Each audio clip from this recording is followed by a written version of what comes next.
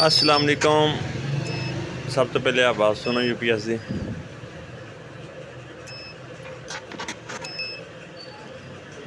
अच्छा, ये जो फॉल्ट आ रहा ना, ये वापडा होने के बावजूद ठीक है, तो बार बार ट्रिपिंग कर रहा वापडा पिछे आना, तो यूपीएस शिफ्टिंग तो मेन तो शिफ्टिंग, फिर यूपीएस शिफ्टिंग मेन तो शिफ्टिंग।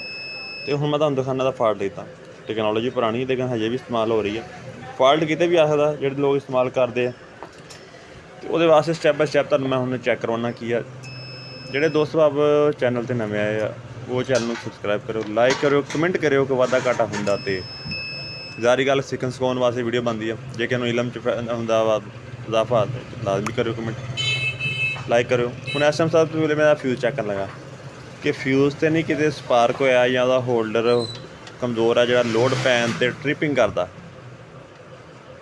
ਦੂਸਰਾ ਸਟੈਪ ਜਿਹੜਾ ਆ ਗਿਆ ਵਾ ਉਹ ਆ ਗਿਆ ਇਸ ਟਾਈਮ ਅੱਗੇ ਮੇਨ ਜਿਹੜੇ ਜੰਪਰ ਵਗੈਰਾ बैकअप ਦੇ ਜਿਹੜੀਆਂ ਲੀਡਾਂ ਜਾਂਦੀਆਂ ਚਾਰਜਿੰਗ ਦੀਆਂ 220 ਦੀਆਂ ਠੀਕ ਆ, ਉਹ ਦੇਖਣੀਆਂ ਕਿ ਸਟੈਪ ਬਾਈ ਸਟੈਪ ਪਿੱਛੋਂ ਸਪਲਾਈ ਪੂਰੀ ਆ ਫਿਕਸ ਕੀਤੀ ਹੋਈ ਆ।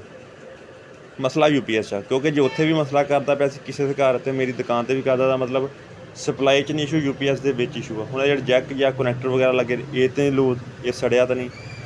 ਉਸ ਤੋਂ ਬਾਅਦ ਜਿਹੜਾ ਟਰਾਂਸਫਾਰਮਰ ਸਪਲਾਈ ਵਗੈਰਾ ਜਾਂਦੀ ਆ ਉਹ ਦੇਖਣੀ ਠੀਕ ਆ ਕਿ ਉਹਦੀਆਂ ਤਾਰਾਂ ਲੂਜ਼ ਜਾਂ ਟਾਂਕਾ ਵਗੈਰਾ ਉਹਦਾ ਤਾਂ ਨਹੀਂ ਕੋਈ ਹੋਇਆ। तो स्टैप बाय स्टैप चैक करना वा।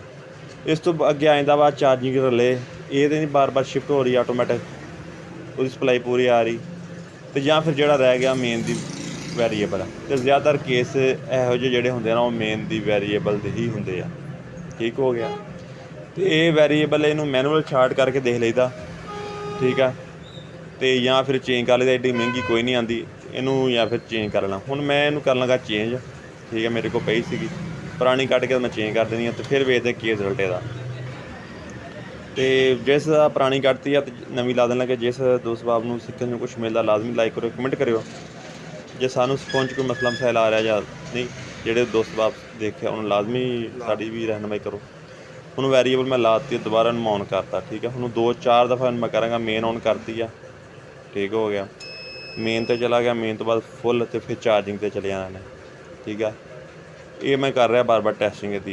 तो वालीअम अक्सर थोड़ा जिहा प्रिंट होंदा, कार्बन टाइप प्रिंट होंदा एक, वो वक्त के नाल उड़ जाता, नमी आ जाती, उस ब्रेक हो जाता। इस तरह कर लो।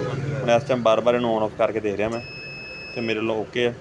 तो ये यानी कि छोटा जिहा फॉल्ट, इन्हूं दोबारा मैं तुहानूं अगे दिखाना हुण कि अगला जिहा प्रोसीजर सारा दा। हुण इन्हूं टैसटिंग करके दिखाउण दा मकसद कि मैं वो शू मैं ला रहा पिछों कोशिश कर रहा। वैरीएबल आ जिहड़ी लगी ना मेन दी, ये मैं चेंज की। अगर इन्हूं चैक करना हो तो बाहरले पॉइंट दोनों शार्ट कर लेने, जिधर कैपेसिटर लगाया वो तुहानूं दस देगा कि फॉल्ट हैगा नहीं। ये जिधर तुसीं खड़े यानी सिंगल तो राइट साइड ते, यानी जिधर एक सिंगल लाता सिंगल तो राइट साइड ते, जिधर इस साइड तो राइट साइड जी लत्त ना उपर वाली वो आपस में शार्ट कर लेने ठीक है। उन्हें भी क्लीयर हो जाता, वैरीएबल खराब है नहीं। अगर राइट साइड तो लैफ्ट लाओगे वो ट्रिपिंग करेगा, फिर लाइएगा पता है खराब है।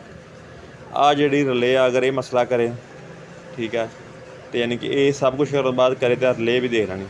ये रिले का जोड़ा वा वो प्रॉपर सर्किट नहीं बन रहा, ट्रिप कर रही है, लोड नहीं बर्दाश्त कर रही, वो ट्रिप कर जाती शार्ट सर्किट हो गए।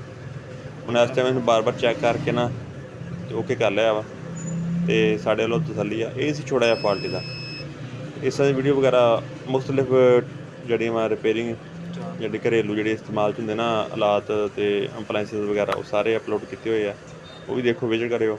वीडियो चंगी लाइक करो, कमेंट करो।